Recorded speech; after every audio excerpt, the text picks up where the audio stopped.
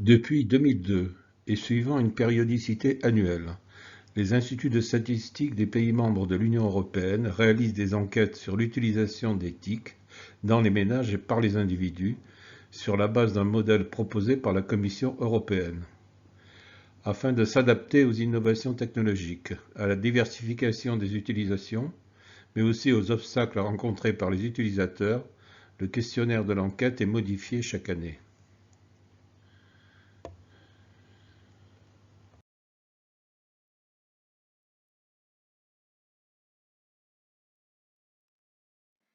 Ces enquêtes proposent trois angles principaux d'approche: l'accès aux TIC, c'est-à-dire quelles TIC sont mises en œuvre, pour quels usages sont-elles majoritairement mobilisées, et enfin, quelles sont les capacités des utilisateurs à s'approprier l'offre numérique, c'est-à-dire quelle est leur culture numérique.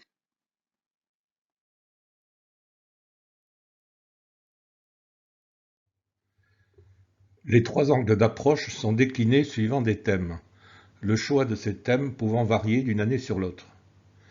On distingue trois catégories de thèmes. Les thèmes permanents, qui sont repris systématiquement d'une année sur l'autre. Les thèmes récurrents, qui ont été inclus plusieurs fois dans les enquêtes depuis 2002. Et les thèmes exceptionnels, qui n'ont été traités qu'une fois.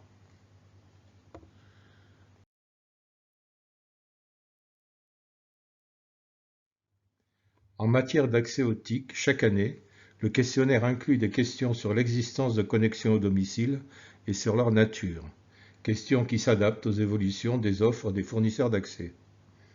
Périodiquement, l'enquête explore les motifs du refus d'Internet ou du refus d'un mode particulier de connexion.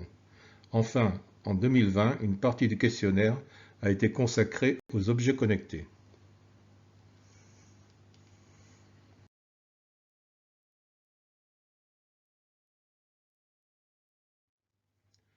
Afin d'observer l'utilisation des TIC, chaque année, le questionnaire explore les utilisations non professionnelles des ordinateurs sous l'angle des fréquences d'utilisation et des opérations réalisées, ainsi que les utilisations non professionnelles d'Internet en termes de fréquences d'utilisation et de type de services sollicités.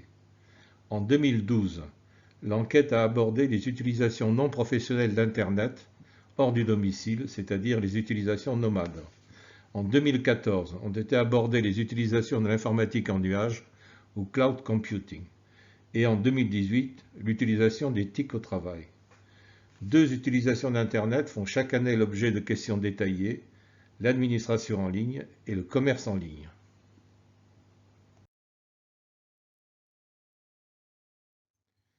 Chaque année, l'enquête explore la fréquence du recours à l'administration en ligne et le type de démarche réalisée. Elle explore aussi les raisons du refus de soumettre en ligne des formulaires administratifs.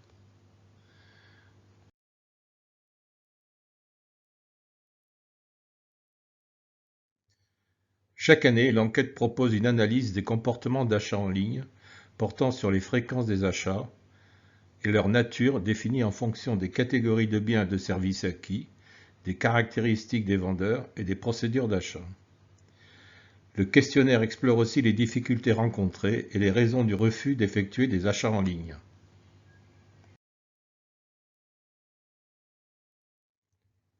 Deux thématiques liées à la culture numérique sont abordées de manière récurrente par l'enquête. D'une part, la maîtrise des outils informatiques, de l'Internet et de ses contenus par les utilisateurs, le mode d'acquisition et l'auto-évaluation des connaissances nécessaires à cette maîtrise. Et d'autre part, le degré de sensibilisation des utilisateurs aux principaux problèmes de sécurité, les limitations que les utilisateurs s'imposent en raison des risques qui en découlent et les mesures qui sont prises par eux pour gérer ces risques.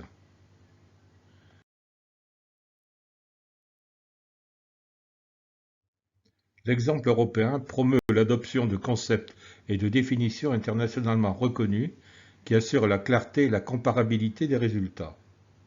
Il favorise l'identification des thèmes les plus pertinents et enfin, il permet le transfert de savoir-faire en matière de conception et de mise en œuvre du questionnaire. L'utilisateur d'Internet qui réside à Wallis-et-Futuna a potentiellement accès aux mêmes services que tout autre utilisateur. et les restrictions d'accès à ces services sont pratiquement de même nature. Il est confronté aux mêmes problèmes en matière de sécurité, de confidentialité et de protection des données personnelles.